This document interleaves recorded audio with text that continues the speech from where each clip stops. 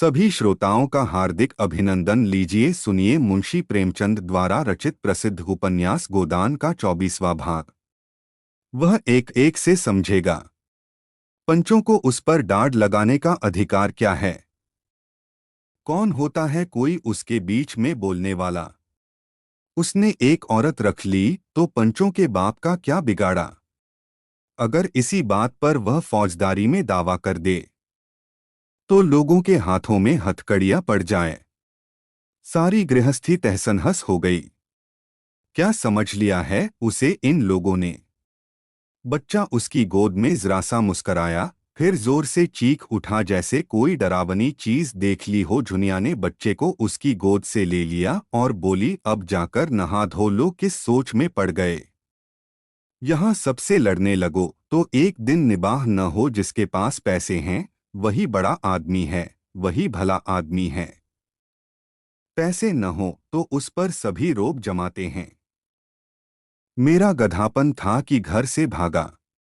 नहीं देखता कैसे कोई एक ढेला डांड लेता है।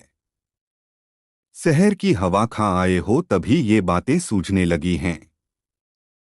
नहीं, घर से भागते क्यों? यही जी चाहता है कि लाठी उठाऊं और पटेश्वरी, दातादीन, झिंगुरी सब सालों को पीटकर गिरा दूं और उनके पेट से रुपए निकाल लूं। रुपए की बहुत गर्मी चढ़ी है शायद। लाओ निकालो देखूं इतने दिन में क्या कमा लाए। हाँ, उसने गोबर की कमर में हाथ लगाया। गोबर खड़ा होकर बोला, अभी क्या कमाया? हाँ, अब तुम चलोगी तो कमाऊंगा। साल भर तो शहर का रंगढंग पहचानने ही में लग गया। अम्मा जाने देंगी तब तो। अम्मा क्यों न जाने देंगी? उनसे मतलब? वाह, मैं उनकी राजी बिना न जाऊंगी। तुम तो छोड़कर चलते बने। और मेरा कौन था यहाँ? वह अगर घर में न घुसने देती तो मैं कहाँ जाती? जब तक जीऊंगी उनका जस गाऊंगी और तुम भी क्या परदेश ही करते रहोगे? और यहाँ बैठकर क्या करूंगा? कमाओ और मरो, इसके सिवा यहाँ और क्या रखा है? थोड़ी सी अकल हो और आदमी काम करने से न डरे तो वहां भूखों नहीं मर सकता। यहाँ तो अकल कुछ काम ही नहीं करती। दादा क्यों मुझसे मुंह फुलाए हुए हैं? अपने भाग बखानों की मुंह फुलाकर छोड़ देते हैं। तुमने उपद्रव तो इतना बड़ा किया था कि उस क्रोध में पा जाते तो मुंह लाल कर देते। तो तुम्हें भी खूब गालियां देते होंगे? कभी नहीं, भूलकर भी नहीं। अम्मा तो पहले बिगड़ी थीं, लेकिन दादा ने तो कभी कुछ नहीं कहा। जब बुलाते हैं बड़े प्यार से, मेरा सिर भी दुखता है तो बेचैन हो जाते हैं। अपने बाप को देखते तो मैं इन्हें देवता समझती हूँ। अम्मा को समझाया करते हैं, बहू को कुछ न कहना। तुम्हारे ऊपर सैकड़ों बार बिगड़ चुके हैं कि इसे घर में बैठाकर आप न जाने कहाँ निकल गया। आजकल पैसे पैसे की तंगी है। ऊख के रुपए बाहर ही बाहर उड़ गए। अब तो मजूरी करनी पड़ती है। आज बेचारे खेत में बेहोश हो गए। रोना पीटना मच गया। तब से पड़े हैं मुंह हाथ धोकर और खूब बाल बनाकर गोबर गांव का दिग्विजय करने निकला। दोनों चाचाओं के घर जाकर राम राम कर आया। फिर और मित्रों से मिला। गांव में कोई विशेष परिवर्तन न था। हाँ, पटेश्वरी की नई बैठक बन गई थी और झिंगुरी सिंह ने दरवाजे पर नया कुआं खुदवा लिया था। गोबर के मन में विद्रोह और भी ताल ठोंकने लगा। जिससे मिला उसने उसका आदर किया और युवकों ने तो उसे अपना हीरो बना लिया और उसके साथ लखनऊ जाने को तैयार हो गए। साल ही भर में वह क्या से क्या हो गया था। सहसा झिंगुरी सिंह अपने कुएं पर नहाते हुए मिल गए। गोबर निकला मगर न सलाम किया न बोला। वह ठाकुर को दिखा देना चाहता था, मैं तुम्हें कुछ नहीं समझता। झिंगुरी सिंह ने खुद ही पूछा, कब आए गोबर? मजे में तो रहे। कहीं नौकर थे लखनऊ में? गोबर ने हेकड़ी के साथ कहा, लखनऊ गुलामी करने नहीं गया था। नौकरी है तो गुलामी। मैं व्यापार करता था। ठाकुर ने कुतूहल भरी आंखों से उसे सिर से पांव तक देखा। कितना रोष पैदा करते थे। गोबर ने छुरी को भाला बनाकर उनके ऊपर चलाया। यही कोई 2.5-3 रुपए मिल जाते थे। कभी चटक गई तो 4 भी मिल गए। इससे बेसी नहीं। झिंगुरी बहुत नोच खसोट करके भी 25-30 से ज्यादा न कमा पाते थे। और यह गवार लौंडा 100 रुपए कमाने लगा। उनका मस्तक नीचा हो गया। अब किस दावे से उस पर रोक जमा सकते हैं?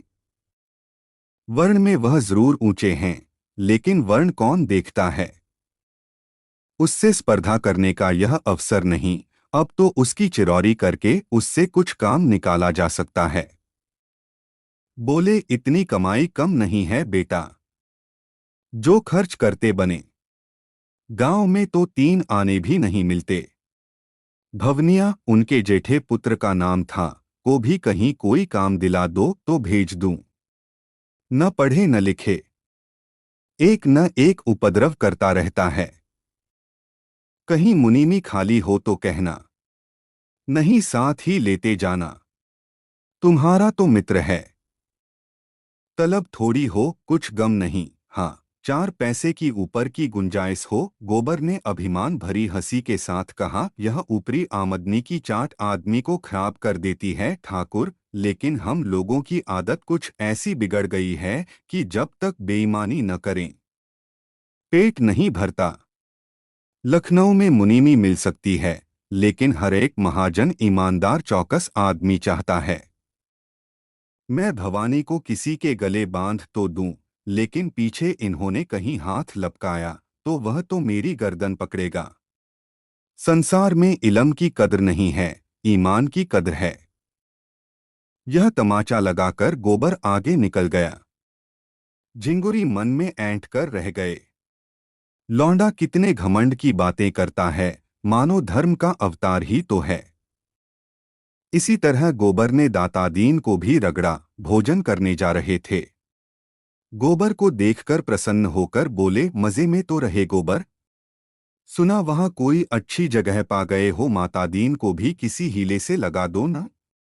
भंग पीकर पड़े रहने के सिवा यहां और कौन काम है?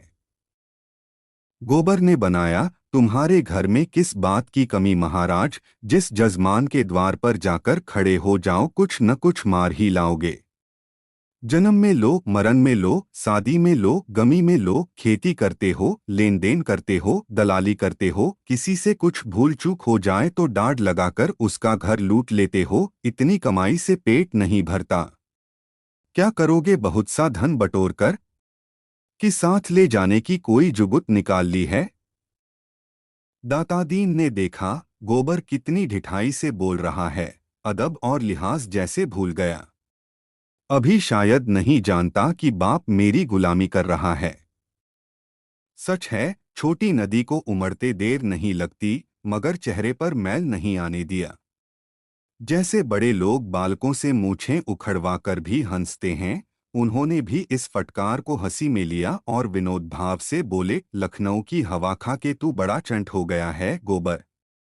ला, क्या कमा के लाया है, कुछ निकाल। सच कहता हूँ गोबर, तुम्हारी बहुत याद आती थी। अब तो रहोगे कुछ दिन? हाँ, अभी तो रहूंगा कुछ दिन।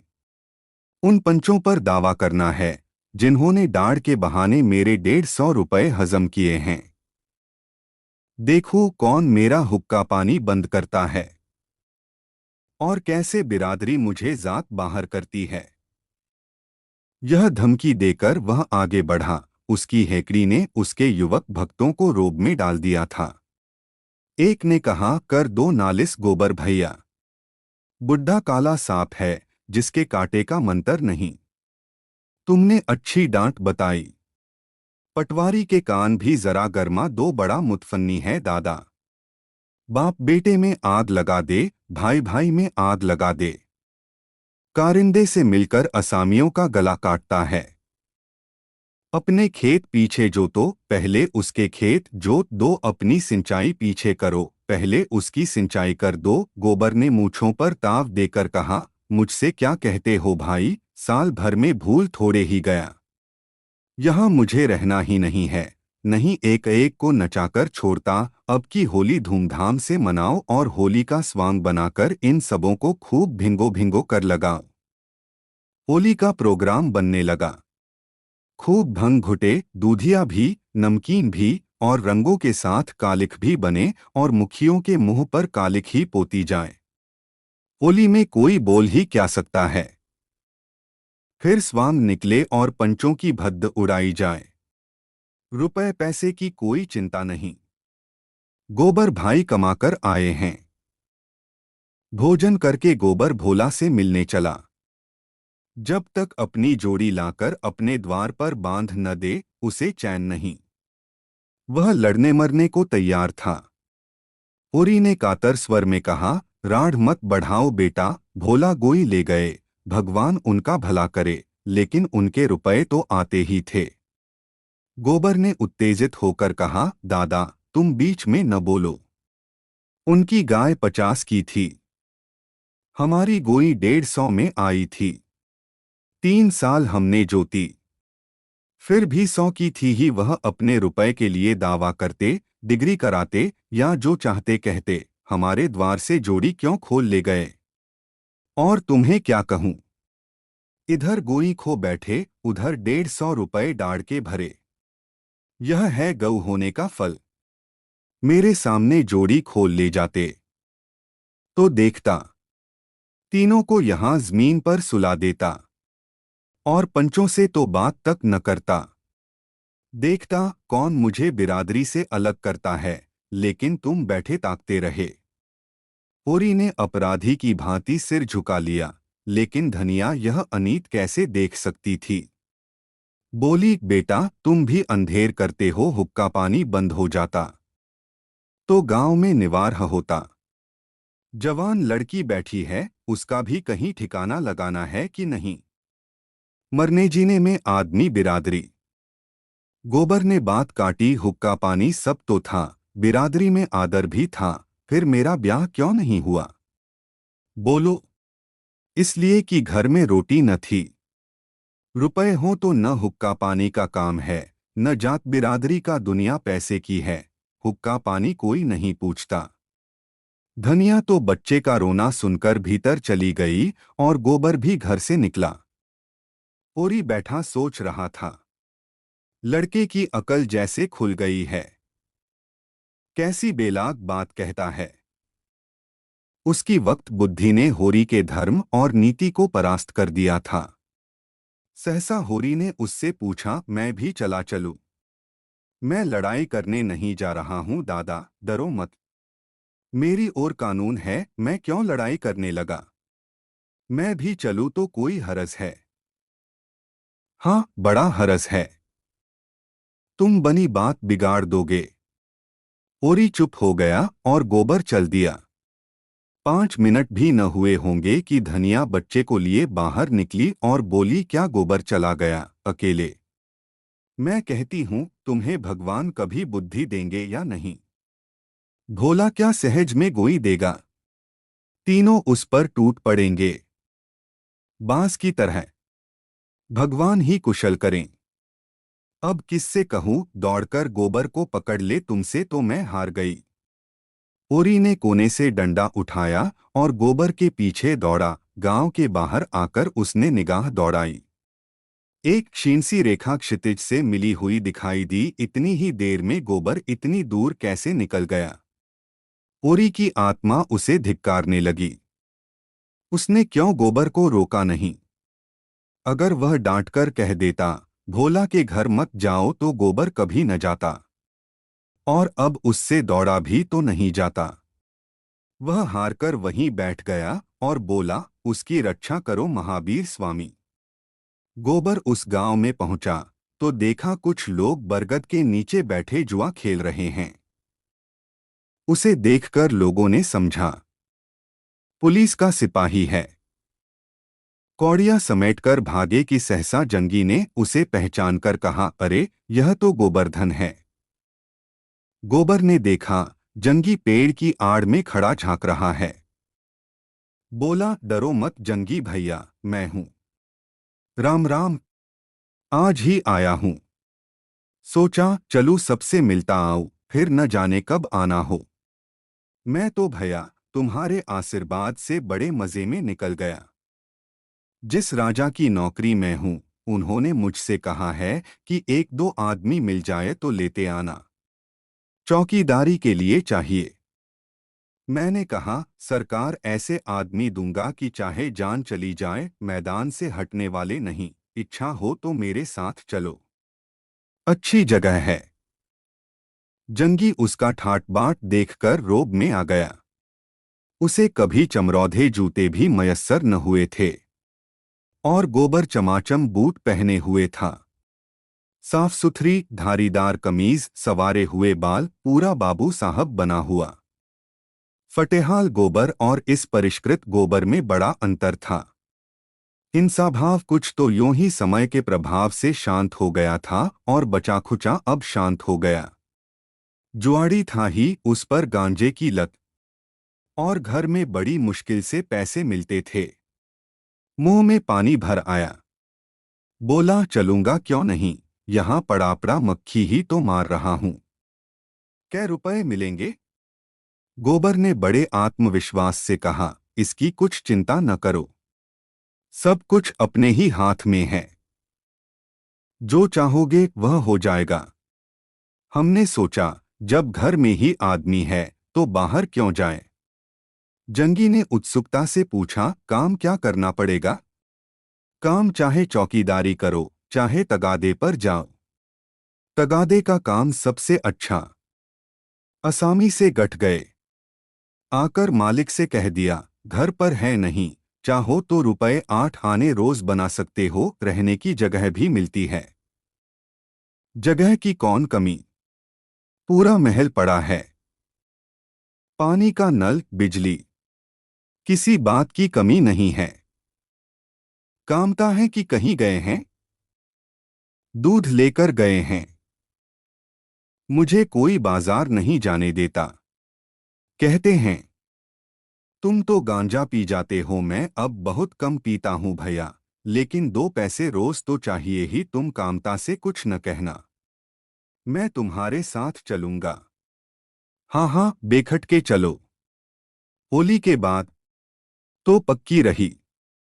दोनों आदमी बातें करते भोला के द्वार पर आ पहुंचे। भोला बैठे सुतली काट रहे थे। गोबर ने लपक कर उनके चरण छुए और इस वक्त उसका गला सचमुच भर आया। बोला, काका मुझसे जो कुछ भूल चूक हुई उसे क्षमा करो।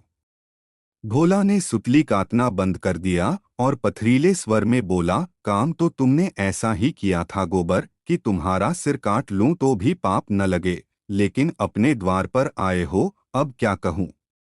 जाओ, जैसा मेरे साथ किया उसकी सजा भगवान देंगे। कब आए? गोबर ने खूब नमक मिर्च लगाकर अपने भाग्योदय का वृत्तांत कहा और जंगी को अपने साथ ले जाने की अनुमति मांगी। भोला को जैसे बेमांगे वरदान मिल गया। जंगी घर पर एकनेक उपद्रव करता रहता था। बाहर चला जाएगा तो 4 पैसे पैदा तो करेगा, न किसी को कुछ दे, अपना बोझ तो उठा लेगा। गोबर ने कहा, नहीं काका, भगवान ने चाहा और इनसे रहते बना तो 1-2 साल में आदमी हो जाएंगे। हाँ, जब इनसे रहते बने सिर पर आ पड़ती है तो आदमी आप संभल जाता है। तो कब तक जाने का विचार है? होली करके चला जाऊंगा। यहाँ खेतीबाड़ी का सिलसिला फिर जमा दूं तो निश्चिंत हो जाऊं। होरी से कहो अब बैठ के राम राम करें। कहता तो हूं, लेकिन जब उनसे बैठा जाए वहां किसी वैद्य से तो तुम्हारी जान पहचान होगी। खांसी बहुत दिक कर रही है, हो सके तो कोई दवाई भेज देना। एक नामी वैद्य तो मेरे पड़ोस ही में रहते हैं, उनसे हाल कह के दवा बनवा कर भेज दूंगा। खांसी रात को जोर करती है कि दिन को? नहीं बेटा, रात को डोट आंख नहीं लगती। नहीं वहां कोई डॉल हो तो मैं भी वहीं चलकर रहूं। यहाँ तो कुछ पड़ता नहीं पड़ता, रोजगार का जो मजा वहां है काका, यहाँ क्या होगा। यहाँ रुपए का 10 सेर दूध भी कोई नहीं पूछता। हलवाइयों के गले लगाना पड़ता है।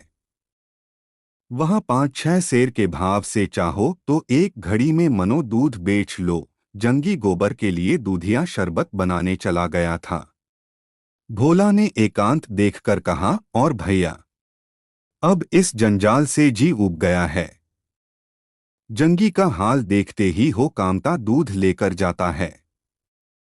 सानी पानी खोलना बांधना सब मुझे करना पड़ता है। अब तो यही जी चाहता है कि सुख से कहीं एक रोटी खाऊं और पड़ा रहूं। कहाँ तक हाय हाय करूं। रोज लड़ाई झगड़ा किस किस के पांव सहलाऊं। खांसी आती है, रात को उठा नहीं जाता, पर कोई एक लोटे पानी को भी नहीं पूछता। पगहिया टूट गई है, मुदा किसी को इसकी सुधि नहीं है। जब मैं बनाऊंगा तभी बनेगी। गोबर ने आत्मीयता के साथ कहा, तुम चलो लखनऊ काका। 5 सेर का दूध बेचो नगद। कितने ही बड़े बड़े अमीरों से मेरी जान पहचान है। मन भर दूध की निकासी का जिम्मा मैं लेता हूं। मेरी चाय की दुकान भी है। 10 सेर दूध तो मैं ही नित लेता हूं। तुम्हें किसी तरह का कष्ट न होगा। जंगी दूधिया शरबत ले आया। गोबर ने एक गिलास शरबत पीकर कहा, तुम तो खाली सांझ सवेरे चाय की दुकान पर बैठ जाओ काका, तो 1 रुपए कहीं नहीं गया है। भोला ने 1 मिनट के बाद संकोच भरे भाव से कहा, क्रोध में बेटा आदमी अंधा हो जाता है। मैं तुम्हारी गोई खोल लाया था। उसे लेते जाना। यहाँ कौन खेती बाड़ी होती है। मैंने तो एक नई गोई ठीक कर ली है काका। नहीं नहीं, नई गोई लेकर क्या करोगे। इसे लेते जाओ तो मैं तुम्हारे रुपए भिजवा दूंगा। रुपए कहीं बाहर थोड़े ही हैं बेटा, घर में ही तो हैं। बिरादरी का ढकोसला है, नहीं तुम में और हम में कौन भेद है। सच पूछो तो मुझे खुश होना चाहिए था कि झुनिया भले घर में है, आराम से है, और मैं उसके खून का प्यासा बन गया था। संध्या समय गोबर यहाँ से चला तो गोई उसके साथ थी और दही की 2 हाड़ियां लिए जंगी पीछे पीछे आ रहा था। देहातों में साल के 6 महीने किसी न किसी उत्सव में ढोलमजीरा बजता रहता है। होली के 1 महीना पहले से 1 महीना बाद तक फाग उड़ती है। आषाढ़ लगते ही आल्हा शुरू हो जाता है और सावन भादों में कजलियां होती हैं। कजलियों के बाद रामायण गान होने लगता है। सेमरी भी अपवाद नहीं है। महाजन की धमकियां और कारिंदे की बोलियां इस समारोह में बाधा नहीं डाल सकती। घर में अनाज नहीं है, देह पर कपड़े नहीं हैं, गांठ में पैसे नहीं हैं, कोई परवाह नहीं। जीवन की आनंद वृत्ति तो दबाई नहीं जा सकती, हंसे बिना तो जिया नहीं जा सकता। यों होली में गाने बजाने का मुख्य स्थान नोखेराम की चौपाल थी। वहीं भंग बनती थी, वहीं रंग उड़ता था, वहीं नाच होता था। इस उत्सव में कारिंदा साहब के 10-5 रुपए खर्च हो जाते थे। और किसमें यह सामर्थ्य थी कि अपने द्वार पर जलसा कराता। लेकिन अब की गोबर ने गांव के सारे नवयुवकों को अपने द्वार पर खींच लिया है और नोखेराम की चौपाल खाली पड़ी हुई है। गोबर के द्वार भंग घुट रही है, पान के बीड़े लग रहे हैं, रंग घोला जा रहा है, फर्श बिछा हुआ है, गाना हो रहा है और चौपाल में सन्नाटा छाया हुआ है। भंग रखी हुई है, पीसे कौन। ढोलमजीरा सब मौजूद है, पर गाए कौन। जिसे देखो गोबर के द्वार की ओर दौड़ा चला जा रहा है। यहाँ भंग में गुलाब जल और केसर और बादाम की बहार है। हाँ हाँ, सेर भर बादाम गोबर खुद लाया। पीते ही चोला तर हो जाता है, आंखें खुल जाती हैं। खमीरा तमाखू लाया है, खास बिस्वा की। रंग में भी केवड़ा छोड़ा है। रुपए कमाना भी जानता है और खर्च करना भी जानता है। गाड़ कर रख लो तो कौन देखता है। धन की यही शोभा है। और केवल भंग ही नहीं है। जितने गाने वाले हैं सबका नेवता भी है।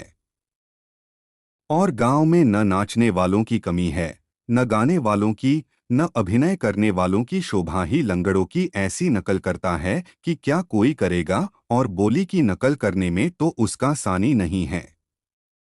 जिसकी बोली कहो उसकी बोले। आदमी की भी, जानवर की भी गिरधर नकल करने में बेजोड़ है।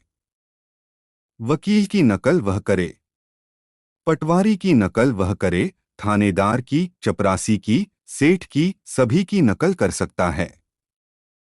हाँ, बेचारे के पास वैसा सामान नहीं है, मगर अब की गोबर ने उसके लिए सभी सामान मंगा दिया है और उसकी नकलें देखने जोग होंगी। यह चर्चा इतनी फैली कि सांझ से ही तमाशा देखने वाले जमा होने लगे। आसपास के गांवों से दर्शकों की टोलियां आने लगीं। 10 बजते बजते 3-4 हजार आदमी जमा हो गए। और जब गिरधर झिंगुरी सिंह का रूप धरे अपनी मंडली के साथ खड़ा हुआ तो लोगों को खड़े होने की जगह भी न मिलती थी। वही खलवाट सिर, वही बड़ी मूछें और वही तोंद। बैठे भोजन कर रहे हैं और पहली ठकुराइन बैठी पंखा झल रही हैं। ठाकुर ठकुराइन को रसिक नेत्रों से देखकर कहते हैं, अब भी तुम्हारे ऊपर वह जोबन है कि कोई जवान भी देख ले तो तड़प जाए। और ठकुराइन फूलकर कहती हैं, जभी तो गई नवेली लाए। उसे तो लाया हूं तुम्हारी सेवा करने के लिए। वह तुम्हारी क्या बराबरी करेगी। छोटी बीबी यह वाक्य सुन लेती है और मुंह फुलाकर चली जाती है। दूसरे दृश्य में ठाकुर खाट पर लेटे हैं और छोटी बहू मुंह फेरे हुए जमीन पर बैठी है। ठाकुर बार बार उसका मुंह अपनी ओर फेरने की विफल चेष्टा करके कहते हैं, मुझसे क्यों रूठी हो मेरी लाडली। तुम्हारी लाडली जहां हो वहां जाओ। मैं तो लौंडी हूं, दूसरों की सेवाठल करने के लिए आई हूं। तुम मेरी रानी हो, तुम्हारी सेवाठल करने के लिए वह बुढ़िया है। पहली ठकुराइन सुन लेती हैं और झाड़ू लेकर घर में घुसती हैं और कई झाड़ू उन पर जमाती हैं। ठाकुर साहब जान बचाकर भागते हैं। फिर दूसरी नकल हुई जिसमें ठाकुर ने 10 रुपए का दस्तावेज लिखकर 5 रुपए दिए, शेष नजराने और तहरीर और दस्तूरी और ब्याज में काट लिए। किसान आकर ठाकुर के चरण पकड़कर रोने लगता है। बड़ी मुश्किल से ठाकुर रुपए देने पर राजी होते हैं। जब कागज लिख जाता है और आदमी के हाथ में 5 रुपए रख दिए जाते हैं तो वह चकराकर पूछता है, यह तो 5 ही हैं मालिक। 5 नहीं 10 हैं। घर जाकर गिनना। नहीं सरकार, 5 हैं। 1 रुपया नजराने का हुआ कि नहीं। हाँ सरकार। 1 तहरीर का। हाँ सरकार। 1 कागज का। हाँ सरकार। 1 दस्तूरी का। हाँ सरकार। 1 सूद का। हाँ सरकार। 5 नगद 10 हुए कि नहीं। हाँ सरकार। अब यह पांचों भी मेरी ओर से रख लीजिए। कैसा पागल है। नहीं सरकार, 1 रुपया छोटी ठकुराइन का नजराना है, 1 रुपया बड़ी ठकुराइन का। 1 रुपया छोटी ठकुराइन के पान खाने को, 1 बड़ी ठकुराइन के पान खाने को डोट, बाकी बचा 1, वह आपकी क्रियाक्रम के लिए। इसी तरह नोखेराम और पटेश्वरी और दातादीन की बारी बारी से सबकी खब ली गई। और फप्तियों में चाहे कोई नयापन न हो और नकलें पुरानी हों, लेकिन गिरधारी का ढंग ऐसा हास्यजनक था। दर्शक इतने सरल हृदय थे कि बेबात की बात में भी हंसते थे। रात भर भड़ैती होती रही और सताए हुए दिल कल्पना में प्रतिशोध पाकर प्रसन्न होते रहे। आखिरी नकल समाप्त हुई तो कौवे बोल रहे थे। सबेरा होते ही जिसे देखो उसी की ज़बान पर वही रात के गाने, वही नकल, वही फिक्रे। मुखिए तमाशा बन गए। जिधर निकलते हैं उधर ही 2-4 लड़के पीछे लग जाते हैं और वही फिक्रे कसते हैं। झिंगुरी सिंह तो दिल्लगीबाज आदमी थे, इसे दिल्लगी में लिया, मगर पटेश्वरी में चिढ़ने की बुरी आदत थी। और पंडित दातादीन तो इतने तुनुक मिजाज थे कि लड़ने पर तैयार हो जाते थे। वह सबसे सम्मान पाने के आदी थे। कारिंदा की तो बात ही क्या, राय साहब तक उन्हें देखते ही सिर झुका देते थे। उनकी ऐसी हंसी उड़ाई जाए और अपने ही गांव में, यह उनके लिए असह्य था। अगर उनमें ब्रह्मतेज होता तो इन दुष्टों को भस्म कर देते। ऐसा शाप देते कि सब के सब भस्म हो जाते, लेकिन इस कलयुग शाप का असर ही जाता रहा। इसलिए उन्होंने कलयुग वाला हथियार निकाला। ओरी के द्वार पर आए और आंखें निकालकर बोले, क्या आज भी तुम काम करने न चलोगे होरी? अब तो तुम अच्छे हो गए। मेरा कितना हरस हो गया, यह तुम नहीं सोचते। गोबर देर में सोया था, अभी अभी उठा था और आंखें मलता हुआ बाहर आ रहा था कि दातादीन की आवाज कान में पड़ी। पालागन करना तो दूर रहा, उल्टे और हेकड़ी दिखाकर बोला, अब वह तुम्हारी मजूरी न करेंगे। हमें अपनी ऊख जो बोनी है